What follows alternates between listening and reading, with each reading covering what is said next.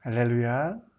2021년도 10월 7일 목요일 삶의 첫 시간을 주님께 올려드리고 주님께서 주시는 지혜와 또 은혜를 누리는 이 시간 되길 간절히 소원합니다.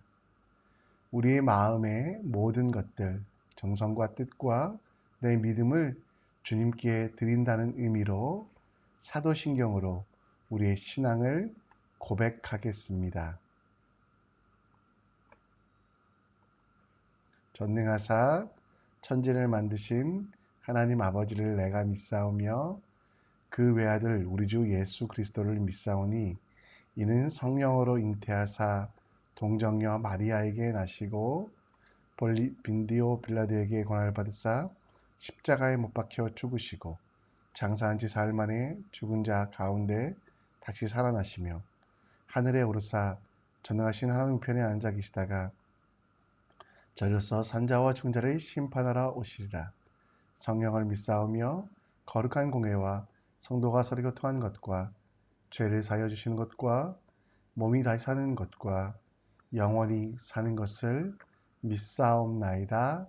아멘. 이 시간 우리의 마음을 다하여 하나님을 찬양하기 원합니다.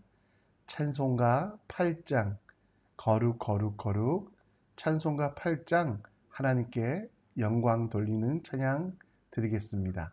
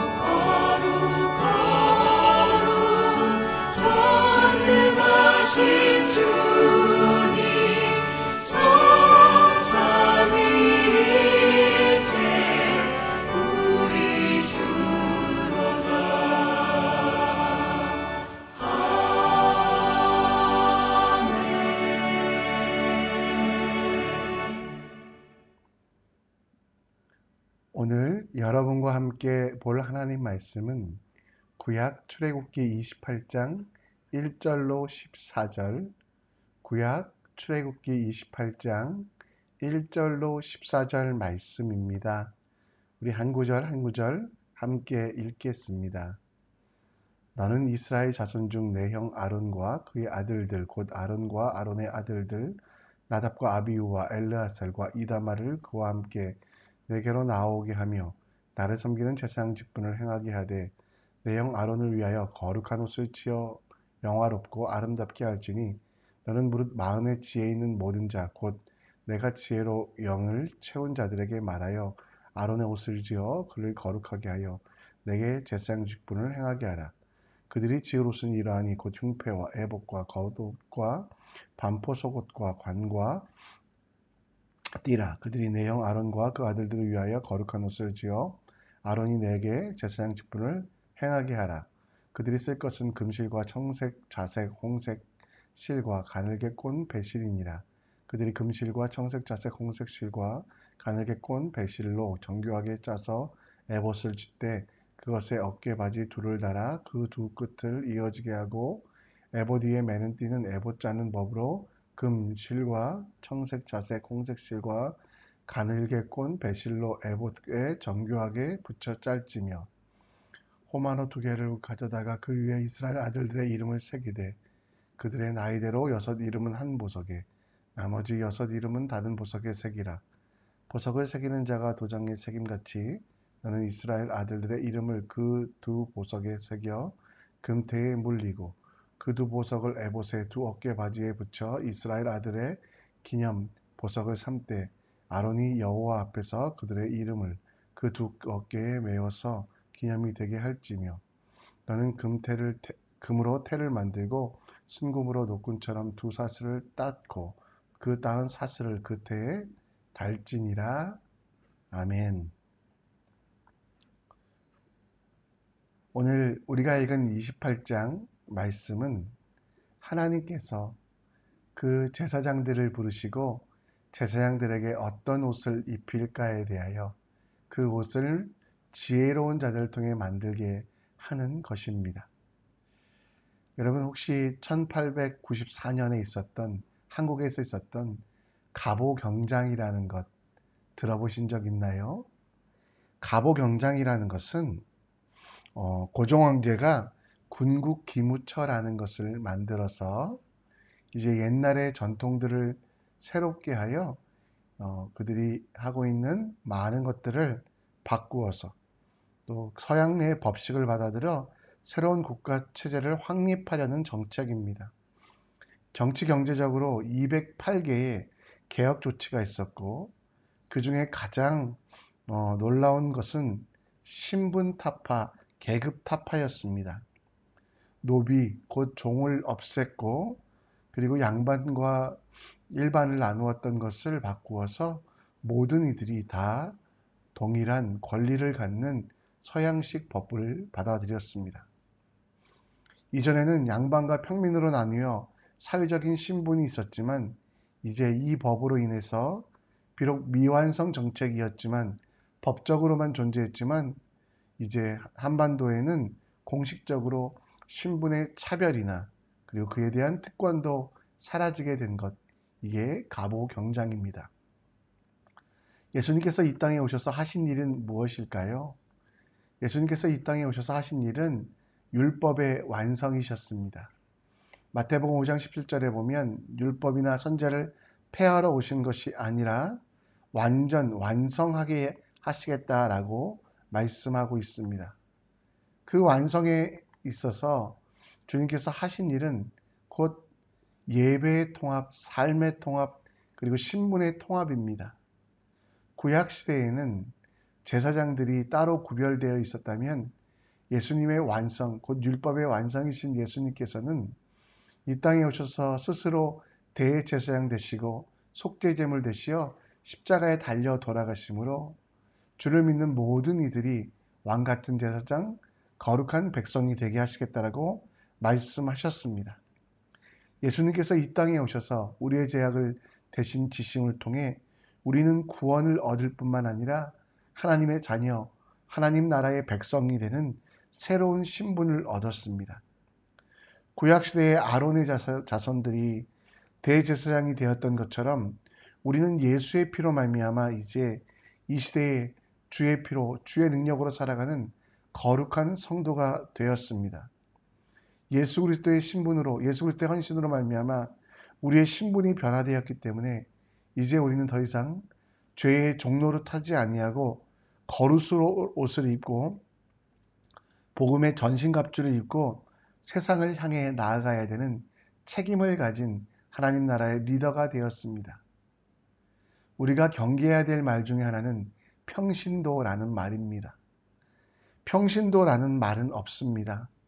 여러분 모두가 주님 안에서 거룩한 제사장이며 또 성직자이며 이 시대를 새롭게 하는 하나님의 일꾼이기에 신분을 나누어 교회 일을 하는 사람은 성직자, 세상에서 살아가는 사람은 평신도를 나눌 수가 없습니다.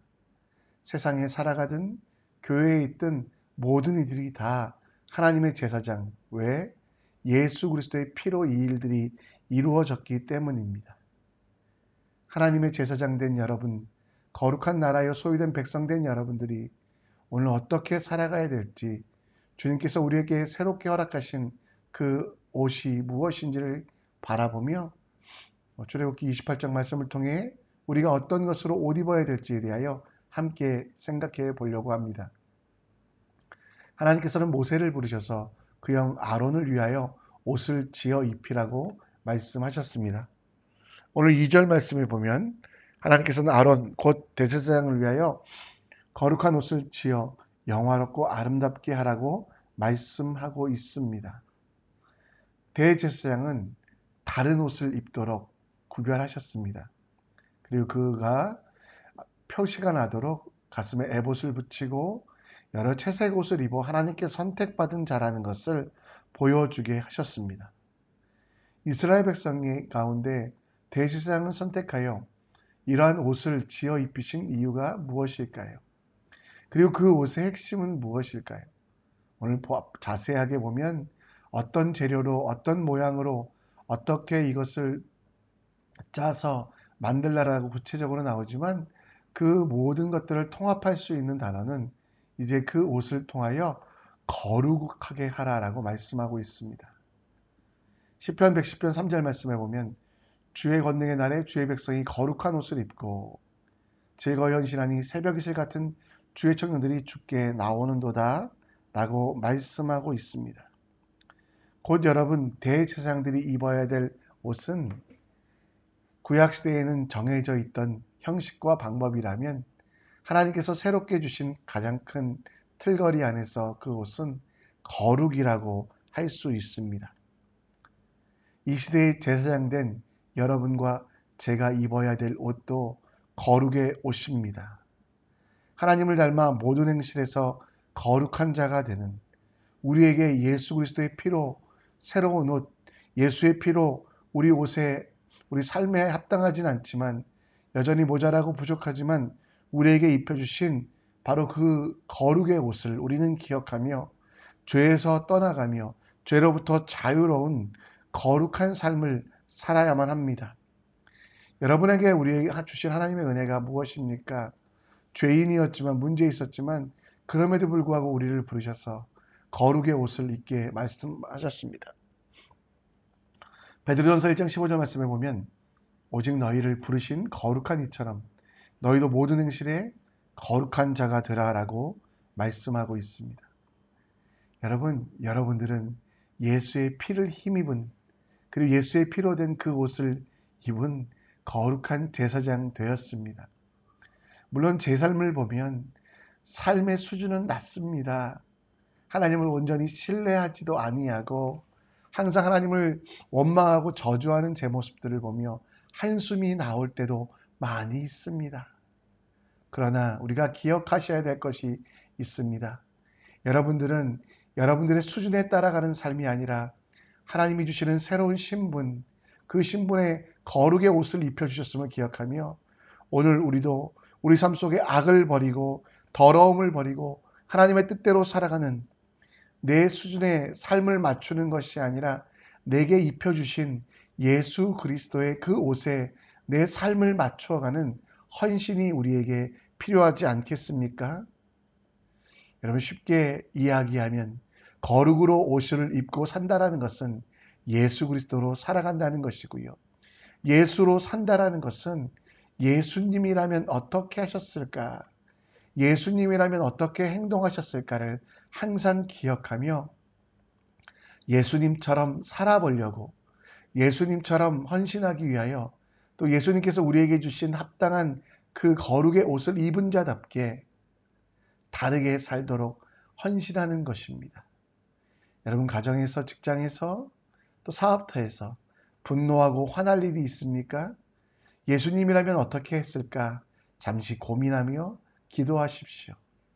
여러분이 원하지 않는 일들이 발생했을 때 우리 안에 일어나는 원망과 저주들, 예수님이 어떻게 하셨을까 고민하며 기도하십시오. 세상에서 악한 것들을 취하면, 세상의 방법으로 살면 편안하고 안락하고 많은 것들을 소유할 수 있는 기회가, 어쩌면 유혹이 여러분 앞에 있을 때도 예수님처럼 생각하시고 예수님처럼 결단하는 여러분들 되시는 것, 그게 거룩으로 옷을 입는다는 거 기억하시며 오늘 삶 가운데서도 우리의 수준으로 살아가지 아니하고 주님이 입혀주신 거룩의 옷에 합당한 신분의 삶, 신분으로 살아가는, 그리고 거룩한 제사장으로 살아가는 여러분과 저 되기를 간절히 축원합니다.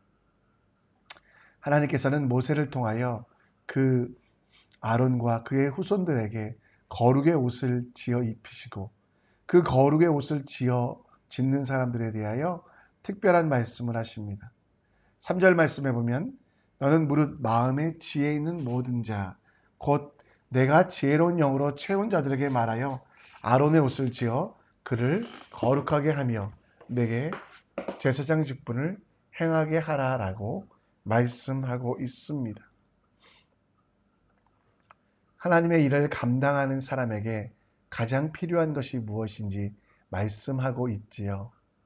오늘 3절 말씀 가운데 하나님의 일을 하는 대제사장들과 그리고 그 일을 감당하는 옷을 짓는 레위인들, 그리고 수고하는 모든 이들에게 필요한 것은 하나님의 영, 곧 우리 가운데 허락하신 성령 하나님께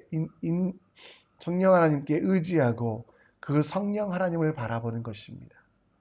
신약 시대에는 성령이라고 말하고 있지만 구약에는 이 성령 하나님에 대한 다양한 표현이 있습니다. 하나님의 영, 지혜의 영, 하나님의 사자라고도 불리기도 했고요. 이 그리스도 예수로 말미암아 이제 우리 가운데 거하시는 성령 하나님, 그 성령 하나님이 계시기에 우리의 신분은 변화된 성전으로서, 그리고 성령 하나님께서 거하시는 거룩한 처소로서 살아가는 것이 우리 삶에 필요합니다. 여러분 오늘 무엇을 의지하여 살아가길 원하십니까? 무엇을 바라보며 살아가길 원하십니까? 우리 삶에 나타나는 수많은 일들, 우리 삶에서 발생하는 수많은 사건과 사고들 앞에서 과연 우리가 내 능력으로, 내 지혜로, 내 경험으로 살아갈 수 있겠습니까? 결코 그럴 수 없습니다. 우리의 약함 때문에. 그렇기 때문에 여러분 로마서 8장 말씀에 보면 이렇게 이야기합니다. 이와 같이 성령도 우리의 연약함을 도우시나니 우리는 마땅히 기도할 바를 알지 못하나 오직 성령이 말할 수 없는 탄식으로 우리를 위하여 친히 간구하시느니라. 이 시대의 제사장 직분을 감당하고 있는 여러분과 저는 하나님께서 주시는 지혜의 영, 우리 속에 거하시는 성령 하나님을 신뢰하며 의지하며 나아가야만 합니다. 제사장 직분을 감당하기 위하여 성령 하나님의 인도하심을 받는 것, 내 자아는 십자가에 못 박아 죽게 하고 성령의 말할 수 없는 탄식을 들으며 성령께서 이끄시는 대로 살아가는 것. 여러분들은 평신도가 아니라 이 시대의 성직자 곧 거룩한 제사장입니다. 여러분의 삶의 제사의 터전은 세상에서 가장 귀한 것이며 하나님께서 여러분에게 주신 가장 훌륭한 사역의 터전이라는 것 기억하시며 그 삶의 터전에서 살아갈 때 나의 경험, 나의 것들을 의지하지 아니하고 지혜의 영, 하나님께서 우리에게 두신 그 성령 하나님을 의지하며 살아가는, 성령의 말할 수 없는 탄식을 간구하는 여러분과 제가 되어야 되지 않겠습니까? 24시간 성령에 민감한 삶이 되었으면 좋겠습니다. 하나님은 성령 충만을 원하십니다. 여러분 속에 거하시기에 이제 그 하나님께 묻고 구하는 일들을 원하십니다.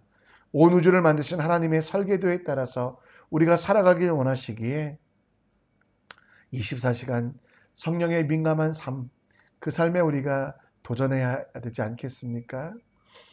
여러분, 어떤 일이든 여러분 마음속에 계신 하나님을 신뢰하며 기도부터 하시는 것, 반복되고 반복되지만 가장 힘든 일이지만 가장 확실한 하나님이 주시는 행복의 방법이라는 거 기억하시고요.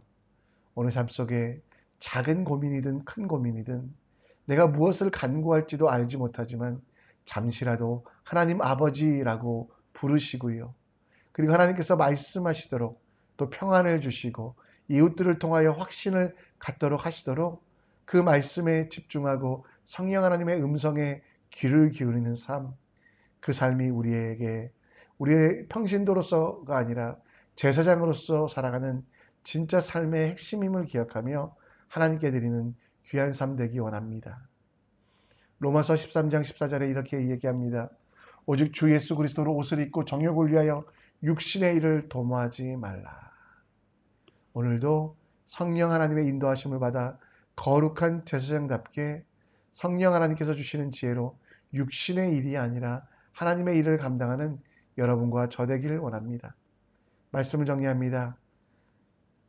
오늘도 거룩한 주의 청년으로 거룩한 옷을 입고 그 옷에 합당한 주님이 우리의 바꾸신 신분에 합당한 삶을 살 수 있도록 헌신하게 하시고 지혜의 영이신 성령 하나님 의지하고 아직 성령 하나님에 대한 확신이 없으시다면 확신 주셔서 믿음 가지고 나아갈 수 있도록 기도하며 오늘 삶의 모든 순간순간마다 성령의 말할 수 없는 탄식으로 그 기도를 들으며 그 음성을 들으며 나아가는 우리 모두가 될 수 있도록 기도하여 주셨으면 좋겠습니다. 오늘 우리 함께 찬양하며 나아가기 원합니다. 우리 가운데 하나님께서 역사하시고 함께 하시고 그래서 우리 속에 거룩한 삶만 남을 수 있도록 예수 그리스도를 닮아 예수님처럼 판단할 수 있도록 오늘 이 자리에 모인 우리 함께 찬양하며 나아가겠습니다.